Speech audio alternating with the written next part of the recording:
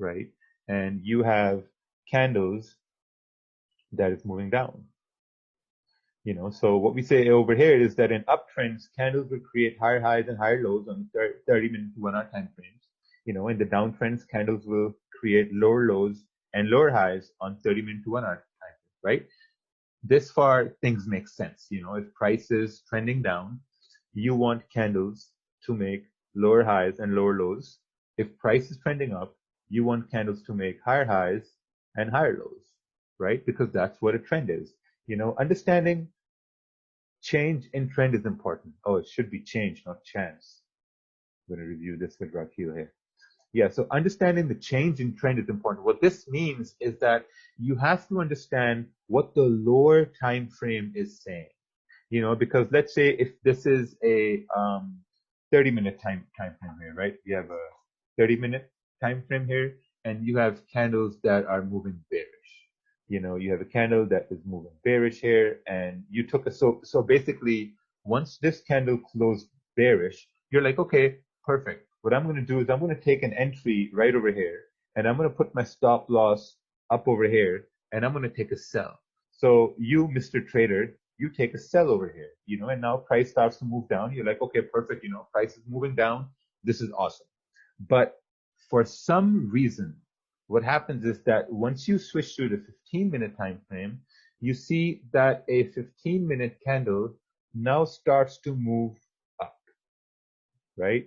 Now 15-minute candle is starting to move up. You have your stop loss up over here. And when the 15-minute candle starts to move up and when it closes against your direction, this is where you have to make a decision, right? You have to make a decision. What percentage risk are you going to take off? Are you going to take off 50%? Are you going to take off 25%, 75%? That's totally up to you, right? You have to identify what risk you're taking off at this point. Me personally, I'm taking off 50% risk because once this 15-minute candle closes against me, what I'm expecting is I'm expecting the next 15-minute candle. Now there's a higher chance. Now trading is all about probabilities. You guys have to understand. It's all about probabilities. When the 15-minute candle closes like this, there's a higher probability for the next 15-minute candle to maybe go up like this, right? And if the next 15-minute candle is going to go past my entry, and if it's going to go in drawdown, if it's going to take me in drawdown, I want to take my 50% position in the drawdown, not the whole position, because once it's in drawdown, there's a higher chance we might break above this resistance as well and hit my stop loss. So let's say if you have a one lot running, right? And if the candle closes, the first 15-minute candle closes bearish, you might want to close off maybe 0.5 lot, because if this is a 10 pip spread, if this is a 10 pip stop loss right over here, if this is a 10 pip stop loss, and if a one lot hits your stop loss, you're losing $100, but if price comes back to your entry point and you close 50%, now you've reduced your risk by 50%. Because sometimes what does happen is that when price comes to your break even, and let's say some guys say, oh yeah, like, I had my stop loss at break even and price came to my, like where my entry was, and I closed position, and then price went my way, man, like, fuck, like I should have let it open, like it always happens to me, like this market is so difficult, you're blaming everybody, but the thing is, now you have to manage your risk. When price is coming back to your entry, and if you still believe that price will continue to go your way, but you're still uncertain about it, it's always better to close some percentage position. I'm always closing 50%.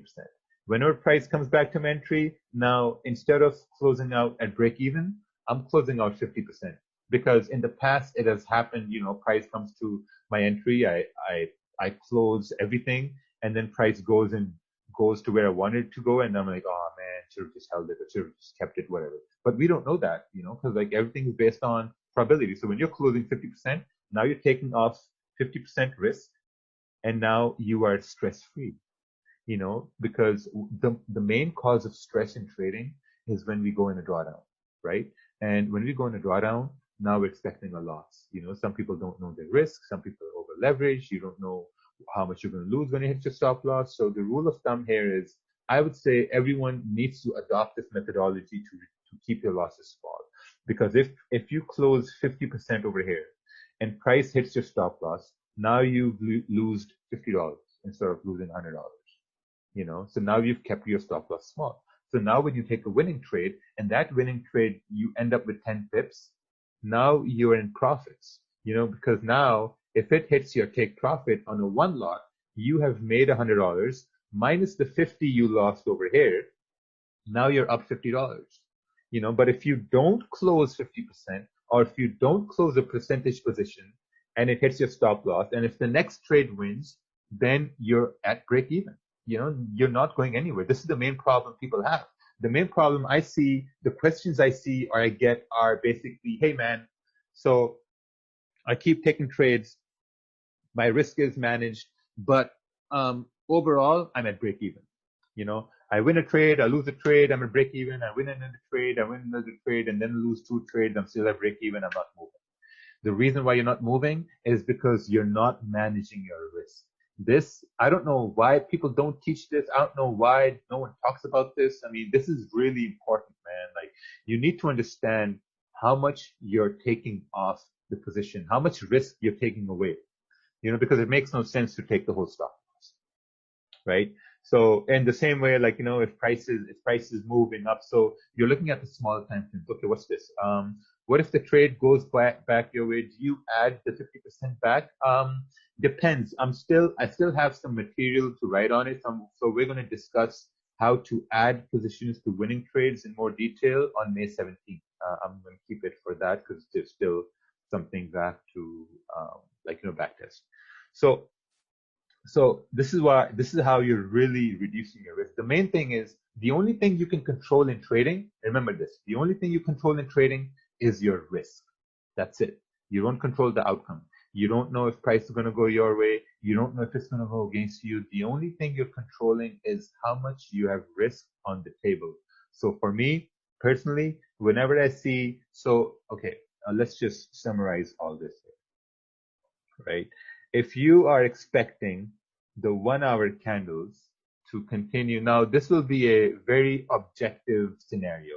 If you're expecting price to continue bearish, right? If you have 1 hour candles going bearish, or I use the 30 minutes, so we're going to go up to 30 minutes.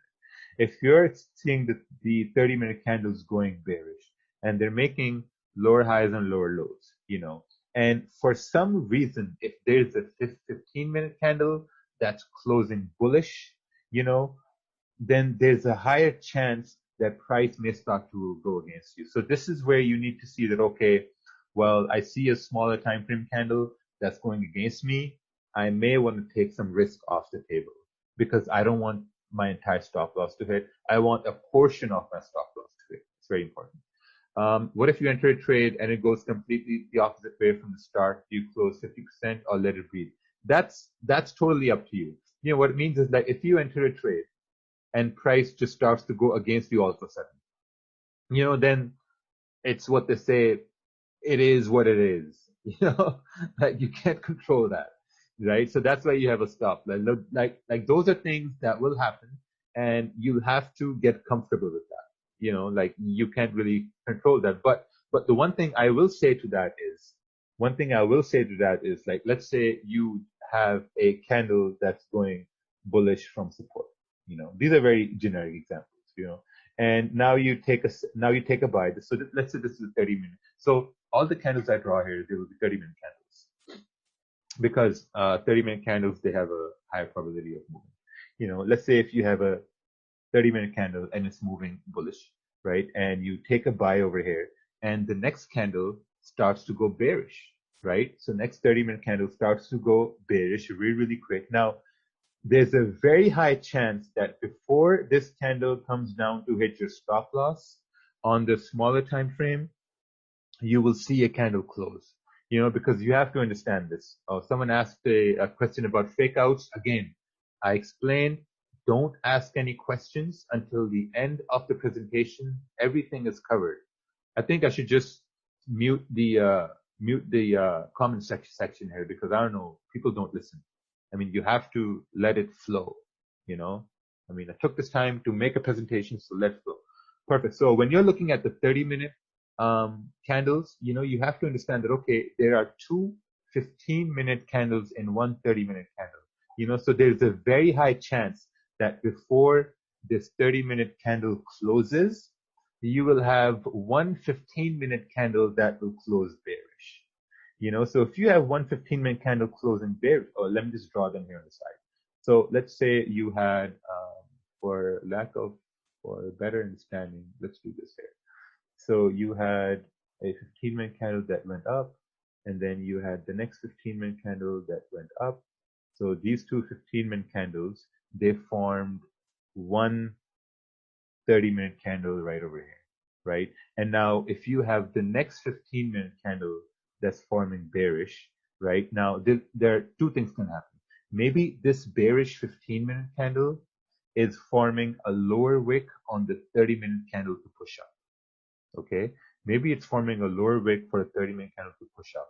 Now this takes a lot of experience. So when I see, so now you have to look at the size, you know, how big is the size? So if I'm seeing that the 15-minute candle over here is breaking the low of the previous 15-minute candle, at this point, I'm closing out 50%. Because if it's breaking the low, what's a downtrend? A downtrend is when candles are making lower highs and lower lows, right? So if this candle is breaking the low, that means there's a higher chance for the next 15-minute candle to continue down as well. You know, so at that point, I'm taking out 50% of the position because now I'm being safe. You know, I don't want price to hit my complete stop loss. I want to keep my money with me. I don't want to lose 10% on my normal, like I use 10 lots right now. You know, I don't want to lose 10 pips on a 10 lot. I want to lose maybe 10 pips on a 5 lot. I want to cut that in half. You have to really make these rules.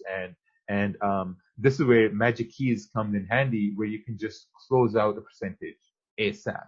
Because as you're moving your mouse towards your monitor or your terminal, you're thinking, right? You're thinking, oh, and while you're moving your mouse, you're watching the candle form. Now you're giving the room for more thoughts to come in. As you're thinking, you're like, okay, maybe I want to move your stop. Okay, the first thing is don't move your stop losses. If you're moving your stop losses, you're fucking up right over there. Don't move stops. If you're placing the stops, you have to respect the stop losses. If you're moving your stop losses, I can guarantee you, you will never ever go anywhere in trading if you're moving your stops. So never move your stops. If you really want to move your stop losses, instead of moving stops, close 50%, you know, because now you're letting go of 50% stress, anxiety, whatever the case may be, right? So I hope keeping losses small, it made sense here. Of course, we're going to simulate this later on too, but it's really important. You have to make rules like how much are you going to close when you see candles closing bullish or bearish, or when you see candles closing against you. I always do that. And it has helped me keep my losses small. You guys have seen this. I've done it in the live streams, posted my results about it. Because now what's going to happen is if you're keeping your losses small like this, if you're closing out certain percentages, now you're giving room for more gains. Because I know a lot of people in this webinar, we have like 104 people, you're all profitable. You all have really, really good analysis. You know, you have to adopt this change and you're going to see a big change. You know, so when you see a change like this, when you're keeping losses small, man, you're going to have less stress. You're going to have less anxiety. You're not going to be worried about things as well. Really important point mentioned. If you're thinking of a stop loss, close half. Yes, exactly. That's awesome. Just close half. Just close half. If you think your stop is going to get hit, but if you really think price is going to go your way, just close half position, and it's just great. It's like taking off a 50 kg backpack. You know, while you go on hiking, you have these big ass backpacks. You know, you're running up the hill, and once you take it off, you're like, oh my god, it's so good now. We're good. You know, so that's what it is. You're taking off some baggage. You know, so let's go to the next slide here and let's see what Rakil